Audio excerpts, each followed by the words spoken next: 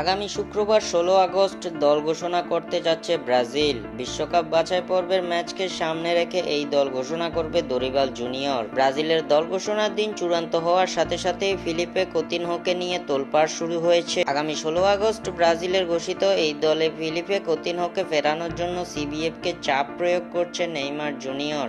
এমন একটি খবর ছড়িয়ে পড়েছে গণমাধ্যমগুলোতে।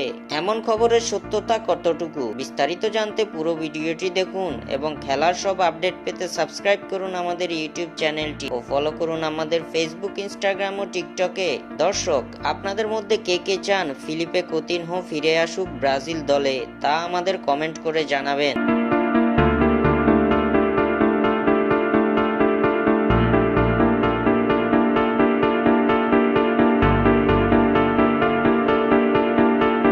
ব্রাজিলের অ্যাটাকিং মিডফিল্ডারদের মধ্যে একজন উজ্জ্বল নক্ষত্র হিসেবে বিবেচনা করা হতো ফিলিপে কুতিনহোকে। ২০১০ সালে হলুদ জার্সি গায়ে অভিষেক হওয়া ফিলিপে কুতিনহো ব্রাজিলের হয়ে খেলেছেন মোট ৬৮ ম্যাচ। এই ৬৮ ম্যাচে তিনি গোল করেছেন ২১টি।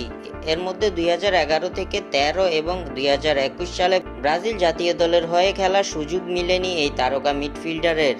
২০১২-১৩ মৌসুম থেকে ২০১৭-১৮ মৌসুম পর্যন্ত লিভারপুলের হয়ে খেলেছেন কুতিনহো, যেখানে ইংলিশ ক্লাবটির হয়ে ইংলিশ প্রিমিয়ার লিগে ১৫২ ম্যাচ খেলে ৪১ গোলের নাম লেখান এই তারকা। এরপর ২০১৭-১৮ মৌসুমে লা লিগার জায়ান্ট বার্সেলোনাতে পাড়ি জমান কুতিনহো। লা লিগায় ২০২১-২২ মৌসুম পর্যন্ত বার্সেলোনার হয়ে ৭৬ ম্যাচে মাঠে নেমেছিলেন কুতিনহো। এই ৭৬ ম্যাচে তিনি গোলের দেখা পেয়েছেন ১৭ বার। এদিকে ২০২১ সালের পর থেকে ইনজুরির কালো থাবায় নিজের জাদুঘরী পারফরমেন্সের ধারাবাহিকতা হারাতে থাকেন কুতিনহো, যার ফলে ছিটকে পড়েন ব্রাজিল জাতীয় দল থেকেও। তবে এবার আবারও জাতীয় দলে ফেরার জোর গুঞ্জন উঠেছে এই তারকা অ্যাটাকিং মিডফিল্ডারের। শুধুমাত্র গুঞ্জন না, বলা হচ্ছে ফিলিপে কুতিনহোকে দলে ফেরানো নিয়ে জোর চেষ্টা চালাচ্ছেন নেইমার জুনিয়র। দাবি করা হচ্ছে সেপ্টেম্বরে অনুষ্ঠিত হতে যাওয়া ব্রাজিলের ২ ম্যাচের স্কোয়াডে থাকবেন কুতিনহো। সম্প্রতি এমন খবরই ছড়িয়ে পড়েছে সামাজিক যোগাযোগ মাধ্যম সহ বেশ কিছু গণমাধ্যমে। তবে এমন খবরের সত্যতা মেলেনি,